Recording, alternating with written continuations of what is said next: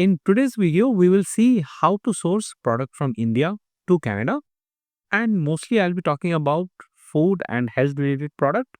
But once you go through this video, you will be able to figure out for any product which you have in mind.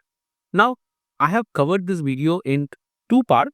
First part is why it is not worth doing it, and if you're still there, second part will cover how this can be done, including licenses, certification, logistic, anything and everything you would like to know will be shared in this. So, as I said, let's look at part one, why this business might not be worth it. Now, for over a year, I was toying with this idea of importing few products, and this was not necessarily from a business perspective, but out of love for the food we grew up with. In fact, one of my subscriber had reached out to me with a proposal that we could test a market with dried fruit.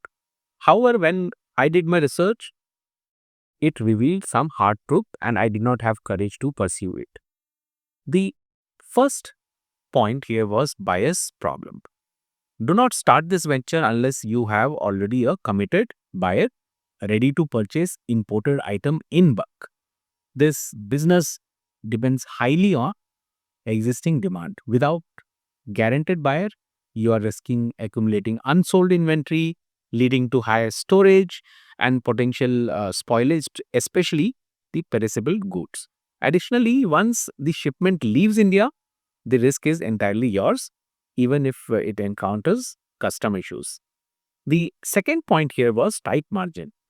Importing food and health product involves high logistical cost, which includes custom duties, freight charges, and then warehouse fees. Combining all of this with price sensitivity of the market, and you will find that profit margins are thin and leaving room for very less mistake or unexpected cost.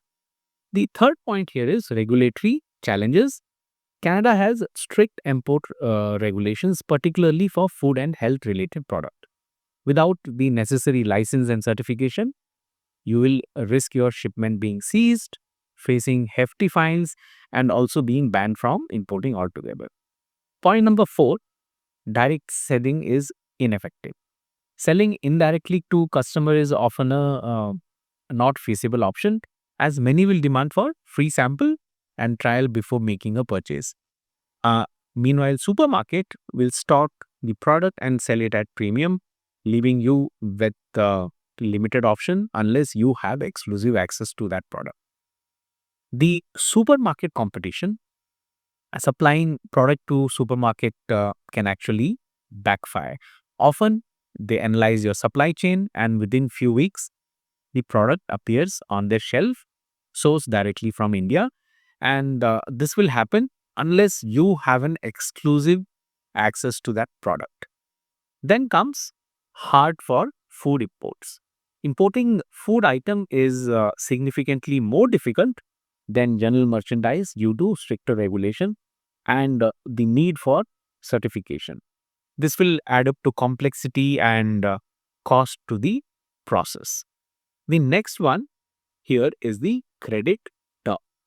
If you're looking for Indian grocery stores, they will often push you for 60 days credit term, while other retailers typically would offer 35 days.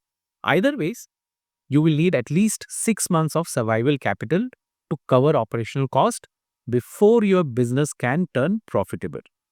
Then comes limited insight from competitors. Established players in this business are unlikely to share insight or guidance, as they see you as a direct competitor. This lack of support from market will act as a steep learning curve for any newcomer. Storage facility risk. Many savvy players in this market have set up storage facility to facilitate shipments. While they may handle your distribution needs, they also collect valuable data about your product, suppliers, customer preference, and often they use this information to analyze demand and enter the market themselves, leaving you to redo all the hard work. Then comes food and health certification, which is mandatory. Product in food and health category require additional certification to meet the Canadian standard. Without these, you will not be able to sell legally, making it a waste of time and money unless you are prepared to invest in hiring an experienced merchandiser or consultant to navigate these requirements. Remember, in Canada, you need to have both the in English and French label. Now, we will move to part 2, how to get these things done. If you're still there, to proceed and import product from India. So, here are the steps you need to follow. Step 1, product selection and market research. I'm sure you would be doing this and you would have already identified the product gap and demand in Canada, such as the Indian spices, snack, organic product. If not, you can use tools like Google Trend, Amazon Bestseller, or conduct survey among potential customer within the Indian diaspora. Step 2, sourcing product in India. You will need to connect with a supplier and manufacturer in India. Platform like India Mart and Trade India are a good place to start. There are also well-established export houses that specialize in global shipping and compliance. Ensure that the product have necessary certifications such as ISO, FSSAI for food, and GMP for health product. For sensitivity product, you may need to arrange visit or audit. Keep in mind, these are going to add the extra layer of process and also increase your cost, which ultimately customer is going to pay for. One of my friend tried reverse engineering and he would find the product on popular shelf on the retail store, note the distributor's name on label and then conduct his own research. This is when he realized that you need to have a deep pocket to be successful in this business. Step 3, understanding Canadian import regulation. Here are the general requirement for importing product in Canada. First is business registration. This is easy part.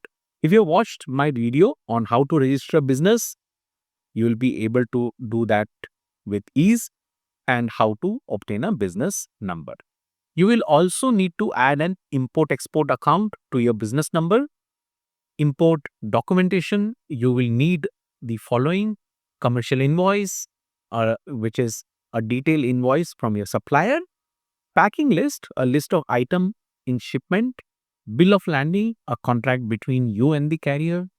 Since you are dealing with food and health product, specific certification will also be required to comply with Safe Food for Canadian Act, SFCA, and Safe Food for Canadian Regulation, which is SFCR. So you will need to register your business with the Canadian Food Inspection Agency, CFIA, obtain an HACCP Hazard Analysis Critical Control Point certification for food safety. You'll have to ensure that product from India are accompanied by FSSAI certification. If you're importing health product such as supplement or herbal product, you will need to register with Health Canada for natural product number, NTM.